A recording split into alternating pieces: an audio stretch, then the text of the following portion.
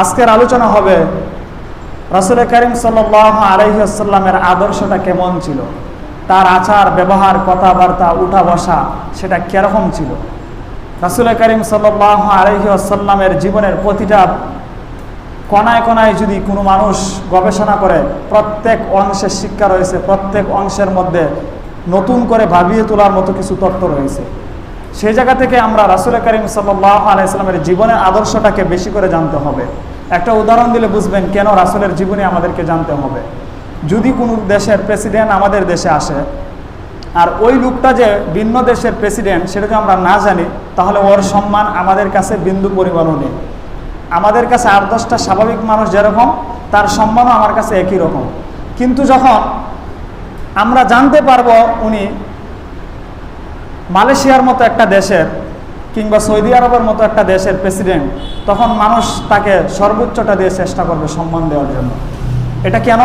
যখন আমি জানতে পারলাম সে প্রেসিডেন্ট, তখন আমি তাকে সম্মান করলাম। কিন্তু যখন আমি না জানতাম, তখন আমি স্বাভাবিকই তাকে দেখতাম। তো রাসূল করিম সাল্লাল্লাহু আলাইহি ওয়াসাল্লাম যে আদর্শ, আমাদের আইডল, তিনি যে আমাদের রুটম্যাপ, সেটা আমাদেরকে জানতে হবে। সেই জানার মাধ্যমে আমার ভিতরে কৌতূহল জাগবে এবং আমি বাধ্য হব যে রাসূলের আদর্শ আমার গ্রহণ করা দরকার। এজন্য আল্লাহ রাব্বুল আলামিন পবিত্র কোরআনের মধ্যে সূরাতুল আহজাবের 21 নম্বর আয়াতের মধ্যে আল্লাহ রাব্বুল আলামিন উদাহরণ ভাষায়, দ্ব্যর্থহীন ভাষায় তিনি ঘোষণা করে দিলেন, বিশ্বনবীর আদর্শ সম্পর্কে তিনি সর্বপ্রথম পবিত্র কোরআনের মধ্যে বলে দিলেন, ও দুনিয়ার মানুষ, তোমরা আদর্শ গ্রহণ করবে কার থেকে? আমার নবীর থেকে। যদি আদর্শ গ্রহণ না করো, দুনিয়ার কোনো মানুষ তোমাদেরকে আদর্শবান তৈরি করতে পারবে না। আল্লাহ রাব্বুল আলামিন বিশ্বনবীর আদর্শ সম্পর্কে তিনি বলেন, লাকাদ কানা লাকুম ফি রাসূলিল্লাহি উসওয়াতুন হাসানা। আল্লাহ রাব্বুল আলামিন বলে দিলেন, নিশ্চয় তোমাদের রাসূলের মধ্যে তোমাদের জন্য আদর্শ রয়েছে, যে আদর্শকে ফলো করলে, যে আদর্শকে নিজের মধ্যে ফিটিং করলে দুনিয়ার কোনো শক্তি, দুনিয়ার কোনো বাধা তোমাদেরকে আটকে রাখতে পারবে না। তোমাদের সফলতা তোমাদের পদচুম্বন করবে নিশ্চিত। জোরে বলুন সুবহানাল্লাহ।